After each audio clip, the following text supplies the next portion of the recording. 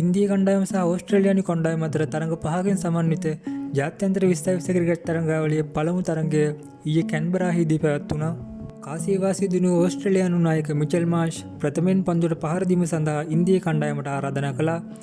ඒ අනුව ආරම්භක පිතිකරුවන් ලෙස පිටියට පැමිණියේ අභිෂේක් ශර්මා සමගින් ශුභ්මන් ගිල්.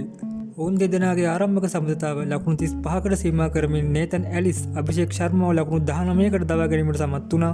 ඉතින් ඒත් සමගම අංක 3 පිතිකරු ලෙස පිටියට පැමිණියේ ඉන්දිය කණ්ඩායමේ නායක සූර්ය කුමාර් යාදව්.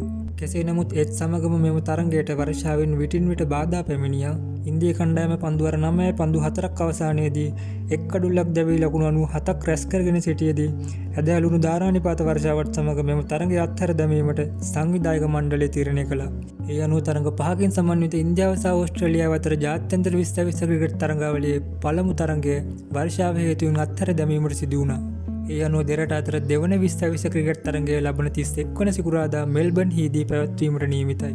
ඉතින් මේ වගේ තවත් වීඩියෝ එකකින් හමු වෙමු. ඔබට සුබ දවසක් කියලා ප්‍රාර්ථනා කරනවා.